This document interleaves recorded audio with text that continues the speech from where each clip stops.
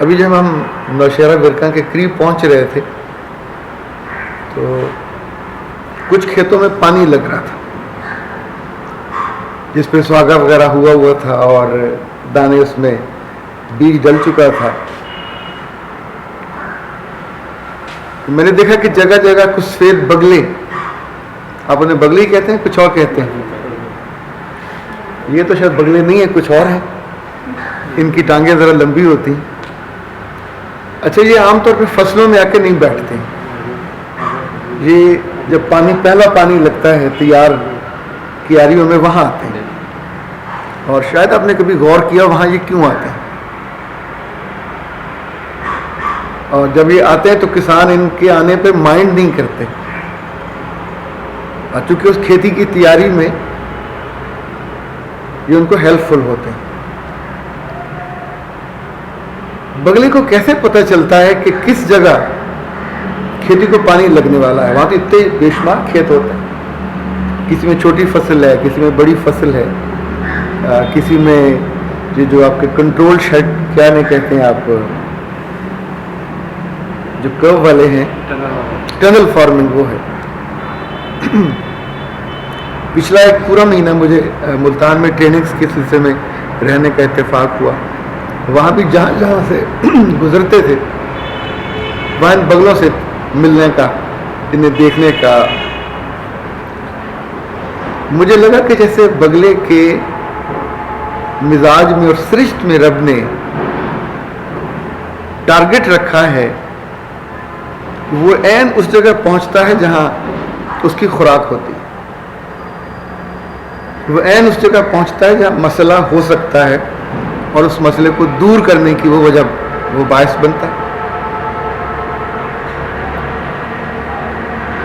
اسی طور پہ انسانوں میں بے شمار انسان ہیں ہر طرح کے, لیکن وہ جو مسئلوں کو چن لیتے ہیں, جو مسائل کو جان لیتے ہیں اور ان کا حل نکالتے ہیں اور زندگی آسان کرتے ہیں اور نسل کو آگے بڑھنے میں ہیلپ آؤٹ کرتے ہیں, یہ ہمیشہ خوشبخت کہلاتے ہیں.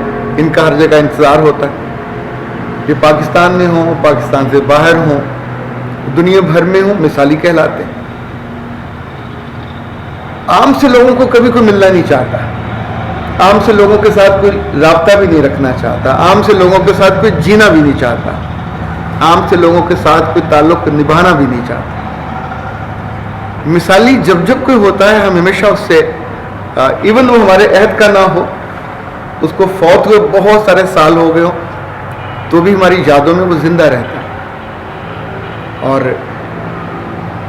مجھے یاد ہے تاریخ میں ایک ایسا مثالی استاد بھی گزرا جو 12-13 سال کا تھا, تو اس سے محبت ہوئی, اور محبت اس عالم میں ہوئی کہ جس سے وہ محبت کرتا تھا وہ استاد تھا. وہ اس کو وضو کرنے کے لیے پانی دیتا, اپنی خالہ کے گھر جا کے وہ رات کو سویا بنا رہتا کہ جب اس کا استاد صبح تہجد کے لیے اٹھتا تو وہ بھاگ کے آ کے اس کے جوتے سیدھے کرتا, اس کو پانی دیتا, اس کو وضو کراتا. پھر ایک وقت اس کے استاد نے کہا کہ عبداللہ آؤ میرے ساتھ نماز پڑھو, تو عبداللہ نہیں آیا. جب سلام پھیرا تو مڑ کے دیکھا پیچھے کھڑا. کہا تم کیوں نہیں آئے؟ کہا آنا تو چاہتا تھا پر آپ کی عزت اور احترام مانے ہوا, آپ کے برابر آ کے کھڑے ہونے کا حوصلہ نہیں ہوا. تو اس موقع پر استاد نے ہاتھ اٹھایا اور اللہ سے کہا کہ اللہ میں سے راضی ہوا, اس کا دل حکمت کے لیے اور دانش کے لیے کھول دے. اور میرے رب نے اس بچے پہ اس دعا کو یوں قبول کیا کہ آنے والے 71 سال 71 years he was a source of inspiration. لوگ اس کے گھر پہ آتے, اس سے ملنے آتے, اسے سننے آتے, اسے دیکھنے آتے, اور عام طور پہ یہ بھی ہوتا تھا کہ اس کی جہاں گھر تھا اس کے آس پاس کی گلیاں چوک ہو جاتی, اتنے لوگ ہوتے. پھر اعلان ہوتا کہ جس نے قرآن پاک کا سوال کرنا ہے وہ آگے آ جائیں, جس نے حدیث کا اس کے بعد, جس نے فقہ کا, جس نے ذاتی مسائل پہ بات کرنی. یہ جو عبداللہ جس کا میں نے ابھی آپ سے کہا کہ ایک دعا نے ان کو مثالی سے بھی مثالی بنا دیا. ان کے بارے میں ایک صحابی ہیں جو عشرہ مبشرہ میں ہیں, سعد بن ابی وقاص. وہ کہتے ہیں کہ میں نے اس سے زیادہ حلیم, اس سے زیادہ عاقل اور اس سے زیادہ فہم والا کوئی نہیں دیکھا. حضرت عمر کا زمانہ آیا تو 21-22 سال کے تھے اور وہ ہمیشہ مشورے میں ان کو بلاتے. تو بعض صحابہ ناراض ہوتے کہ چھوٹے سے لڑکے کو کیوں ہم سے ترجیح دی. تو آپ کہتے تھے کہ رب نے اس کو جو عقل دی ہے, جو فہم دی ہے, جو تدبر دی ہے, وہ بہت زیادہ. ان سے حضرت عمر نے ایک دفعہ پوچھا کہ تمہیں عبداللہ اتنی عقل کہاں سے آئی؟ تو ان کا جو جواب بڑا مزے کا تھا. کہا سوال کرنے والی زبان سے اور سوچنے والے ذہن سے. ان دو چیزوں نے مجھے عاقل بنا دیا. ان دو چیزوں نے مجھے فہم جو انسانوں کا تھا. ان کے بارے میں کہا جاتا ہے کہ ان کے گھر میں علم اور فہم ہی زیادہ نہیں تھا. جو لوگ ان کے گھر آتے تھے سب سے زیادہ اچھا کھانا ان کے ہاں ملتا تھا, سب سے زیادہ اچھا پھل ان کے ہاں ملتا تھا. اپنے مہمانوں کی مہمانداری, یعنی یہ استاد سے جڑی ہوئی چیز آپ کو بتا رہا ہوں. خالی لفظوں والا استاد کبھی نہ دلوں میں جا پاتا ہے, نہ ذہنوں میں, نہ زندگی میں. یہ جو عبداللہ, ان کا پورا نام عبداللہ بن عباس, آمد صلی اللہ علیہ وسلم کے جو سمجھیں بھتیجے ہیں, حضرت عباس کے بیٹے ہیں, ابو مطلب کے پوتے ہوئے اور ہاشم کے پڑپوتے ہوئے. جب یہ فوت ہوئے تو طائف شہر میں لوگ ایسے جمع تھے جیسے کسی کو جنت کے دروازے پہ چھوڑنے گئے. اتنا بڑا مجمع تھا. اگر انہوں نے عام سی زندگی گزاری ہوتی تو شاید کبھی کوئی ذکر بھی نہ تاریخ میں ہوتا. مطلب ان کے بارے میں نے پڑھا کہ کہا جاتا تھا کہ 3 چیزیں ان کے ساتھ لازم تھیں. پہلی یہ کہ جب بات کرتے تو لوگوں کے دل میں اتر جاتے. دوسری یہ تھا کہ جب لوگ بات کرتے تھے تو ان کی بات کو یہ آنکھوں سے اور دل سے سنتے تھے. اس کو ہم اب سائنس میں جو نئی زبان ہے اس میں امپیتھی کہتے ہیں.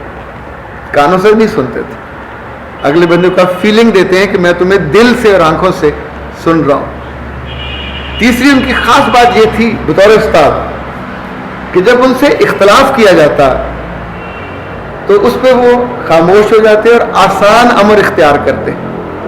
یعنی جو کہ بیچ کا راستہ ہے وہ نکال لیتے, اس پہ لڑنے کھڑے نہیں ہو جاتے تھے. یہ ہمیشہ ساری عمر یہ تینوں وصف ان کے ساتھ ہیں. بعض لوگ کہتے ہیں کہ ان کے ساتھ 3 خوبیاں اور بھی تھیں. لائک جے عمر بھر انہوں نے ریاکاری نہیں کی. دوسرا, عمر بھر کسی کمینہ صفت آدمی کے ساتھ انہوں نے دوستی نہیں کی, اس کے ساتھ تعلق نہیں رکھا, اس سے دور رہے. یعنی جو بھی یوں سمجھے بری صحبت کا, بری شہرت کا, اسے بچے. تیسرا, کوئی ایسا کام نہیں کیا جس سے انہیں معذرت کرنی پڑے. اچھا, جو ایک خاکہ بنتا ہے 12 سال کے لڑکے سے 84 سال کے آدمی تک, یعنی آخری عمر میں رب نے ان سے آنکھیں واپس لے لی تھی پر پھر بھی علم کا دریا تو اسی طور پہ بہتا تھا. ہماری پوری تاریخ میں اس طرح کے 1-2 نہیں بہت لوگ ہیں کہ جن کے بارے میں ہم یہ کہہ سکتے ہیں کہ رب نے انہیں دلوں میں اترنے والا مثالی استاد بنایا. مجھے یاد ہے امام شافعی کے بارے میں کہ وہ کہا کرتے تھے کہ میری زندگی میں کوئی ایک سجدہ ایسا نہیں ہے جس میں نے اپنے استاد کو امام مالک کو یاد نہیں کیا, ان کے لیے دعا نہ کی. بغیر وجہ کے یہ دل میں جگہ نہیں بنتی. کچھ نہ کچھ تو ایسا کرنا پڑتا ہے کہ دوسرے کے دل میں آپ کی محبت اور جگہ بنتی ہے. امام مالک کو اگر آپ جانتے ہو, یہ وہ خوش بخت آدمی تھے کہ جن کی ایک ہی صاحبزادی تھی عائشہ. اور امام مالک نے جب پہلی کتاب لکھی موطا امام مالک, جو مسلمانوں کی پہلی کتاب ہے قرآن پاک کے بعد, بخاری اور مسلم اس کے 200 سال کے بعد لکھی گئی ہے. تو عائشہ موطا کی پہلی حافظہ تھی اور کوئی 2000 کے قریب بچے تھے جو پڑھتے تھے امام مالک سے. اور عائشہ دروازے کے پیچھے کھڑے ہو کر ان کا سبق سنتی تھی زیر زبر کے ساتھ. ایک ایک حدیث اس کو اس قدر زبانی یاد تھی, ساری کی ساری موطا کی. اچھا، یہی امام مالک کبھی زندگی بھر مدینہ سے باہر نہیں گئے. وہ اس بات سے خوفزدہ تھے کہ میں مدینہ سے باہر گیا اور مجھے موت آ گئی تو یہ کتنی میری بدقسمتی ہوگی. اچھا، اسی طور پہ کبھی کبھی یقین نہیں آتا، پر ہوا ایسا کہ وہ گھوڑے پہ نہیں بیٹھتے تھے پورے مدینہ میں کہ جہاں سے میں گزروں گا وہاں سے اللہ کے رسول گزرے ہوئے ہوں گے تو ان کے قدموں پہ محبت کر کے. ہمارے عہد میں قدرت اللہ شہاب صاحب ایک دفعہ گئے تھے حج پہ، تو مدینہ جاتے ہی انہوں نے مٹی اٹھا کے آنکھوں میں ڈال لی اور پھر جتنے دن وہاں رہے آنکھیں نہیں کھلی، ظاہر ہے وہ انفیکشن ہو گیا اور سرخ ہو گئی اور سوج گئی، بلکہ سوج ہی نہیں تو وہ گندے نالے کے کنارے ہی. And he was secretary at that time government of Pakistan کے. محبت کا کوئی انداز جو ہوتا ہے وہ کچھ بھی ہو سکتا ہے، وہ اپنی رستہ خود بناتا ہے. امام مالک کیوں بنے ایک مثالی استاد؟ امام شافعی کہتے ہیں کہ میں جب پہلی دفعہ گیا تو غریب اتنا تھا کہ کاغذ بھی نہیں تھا، پینسل بھی نہیں تھا، تو صف توڑ کے تنکا لب سے گیلا کرتا ہاتھ پہ لکھ رہا تھا. تو کتنی دیر مجھے وہ دیکھتے رہے، پھر غصے سے کہا کہ تم پڑھنے آئے ہو، تمہیں ادب آداب نہیں ہے؟ کہا بالکل ہے. اب چھوٹا لڑکا مکہ سے آیا تھا، اورفن تھے، تو کہا کہ تمہیں ادب ہونا چاہیے، میں پڑھا رہا ہوں اور تم گیلا کر کر کے. تب 2 گھنٹے ہو چکے تھے. تو امام شافعی نے کہا کہ آپ نے جو پڑھایا میں نے لکھ لیا، میرے پاس لکھنے کو تھا نہیں. تو غصے سے کہا کہ تم غلطی کی اوپر سے گستاخی بھی کر رہے، جواب دے رہے، سناؤ. تو انہوں نے ایسے کیا اور ان 2 گھنٹوں میں جتنی احادیث لفظاً تشریح کی تھی وہ کر کے ان کو سنا دی.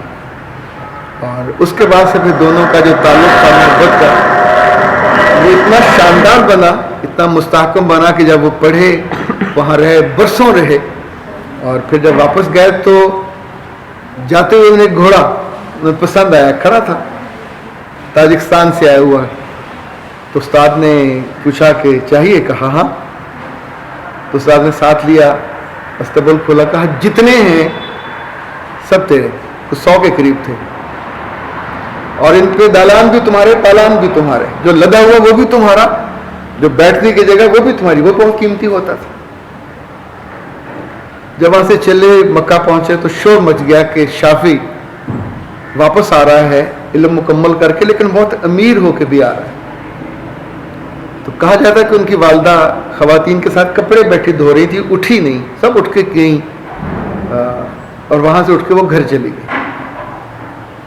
امام شافعی جب گھر پہنچے تو جا کے شکوہ کیا ماں سے کہ سب نے میرا استقبال کیا، آپ نہیں آئی، اور آپ نے تو بھیجا تھا علم کے لیے.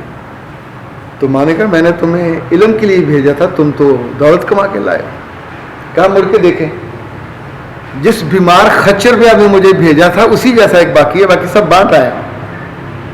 کوئی چیز گھر لے کے نہیں آئے، جو کہ ماں کے مزاج کو پہچانتے تھے. اچھا، بعد میں ساری عمر جب تک امام مالک زندہ رہے تنخواہ وہ بھیجتے رہے ہر مہینے. ان کی محبت کو، ان کے علم کو، ان کے فہم کو جانتے ہوئے جب استاد فوت ہوا تو شاگرد رویا نہیں. تو لوگوں نے پوچھا روئے کیوں نہیں؟ سب لوگ روئے. کہا اس ڈر سے نہیں رویا کہ کہیں تم لوگ یہ نہ کہو کہ اس کا رازق مر گیا، تو رازق تو زندہ ہے.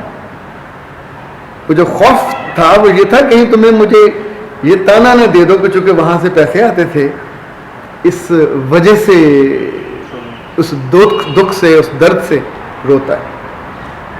اچھا، پوری تاریخ جن لوگوں کو بھی زندہ رکھتی ہے، جن لوگوں کا ذکر کرتی ہے، کچھ نہ کچھ تو ان میں خاص ہوتا ہے جس وجہ سے ان کا تذکرہ ہوتا ہے.